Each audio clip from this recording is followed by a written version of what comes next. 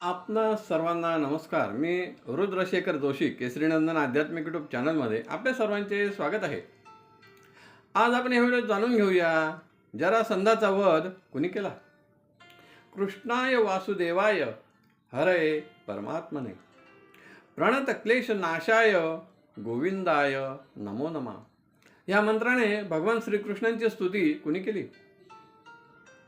एके दिवशी युधिष्ठिर ब्राह्मण, क्षत्रिय, आचार्य, मंत्री अशा सर्वांसोबत राजसभेत बसला होता. त्या सभेत भगवान श्रीकृष्ण देखील होते.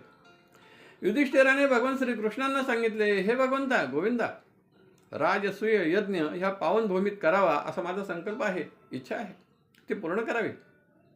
हे ऐकून भगवान श्रीकृष्ण आनंदी झालेत व त्यांनी सांगितले, अवश्य करावा, ज्यामुळे तुझी कीर्ती होईल.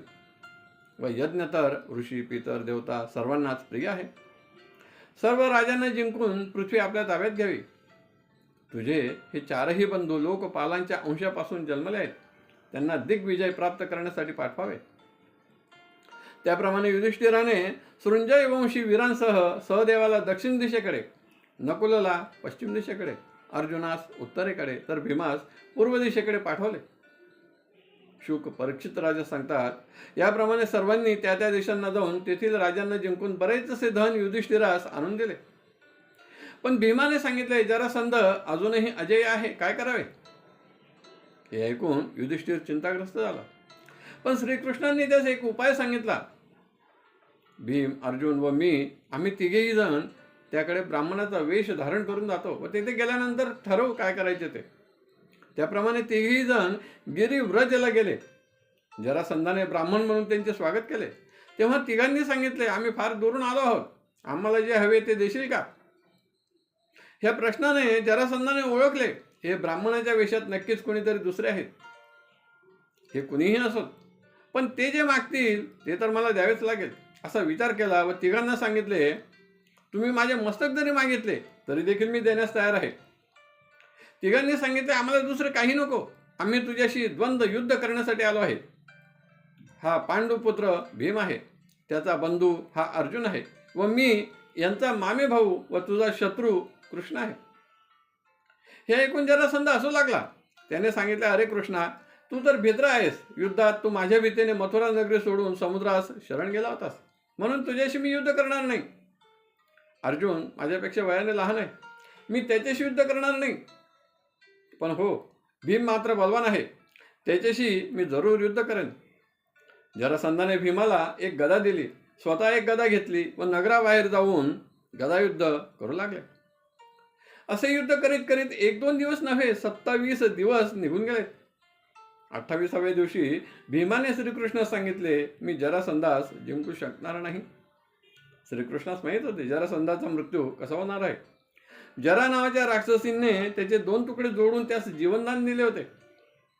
भगवान श्रीकृष्णांनी आपल्या शक्तीचा संचार भीमात केला, पण तरीही शक्तीपेक्षा युक्तीने जरासंधास मारण्याचे त्यांनी ठरवले. भगवान श्रीकृष्णांनी सांगितले त्यास 2 भागात चिरून फेकावे. त्याप्रमाणे भीमाने केले, पण पुन्हा ते जोडले गेले व जरासंध जिवंत झाला.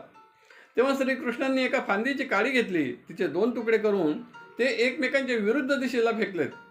भीमास समजले काय करायचे आहे. त्याने त्याप्रमाणे केले. तेव्हा मात्र त्याचे 2 भाग जोडले गेले नाही व जरासंधाचा मृत्यू झाला.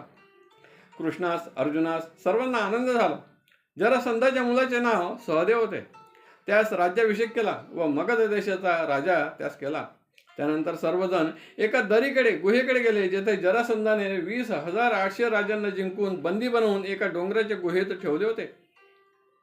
त्यांना भगवान श्रीकृष्णांनी मुक्त केले. तेव्हा ते सर्व आनंदी होऊन बाहेर आले. तेव्हा ते अगदी दुर्बल झाले होते, त्यांचे वस्त्र मलिन झाले होते. पण प्रत्यक्ष समोर भगवान श्रीकृष्णांना पाहताच ते सर्व दुःख विसरले व भगवंताची, श्रीकृष्णाची स्तुती करू लागले.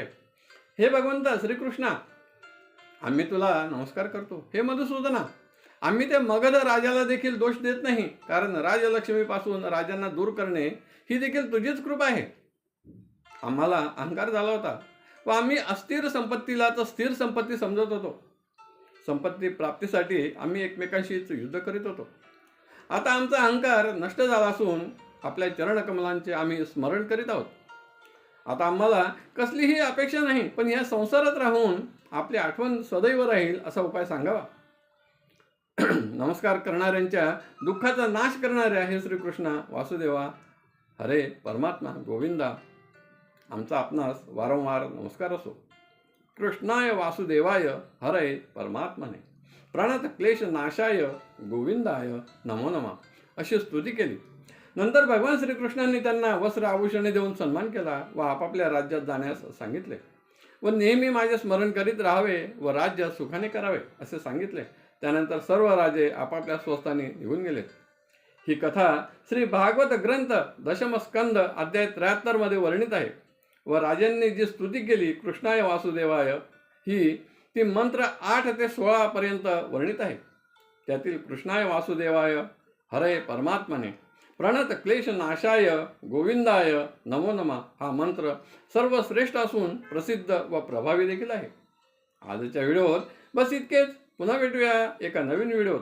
व्हिडिओ आवडला असेल तर जरूर लाईक करा, शेअर करा आणि व्हिडिओच्या खाली असलेल्या सबस्क्राईब शब्दावर जरूर क्लिक करा.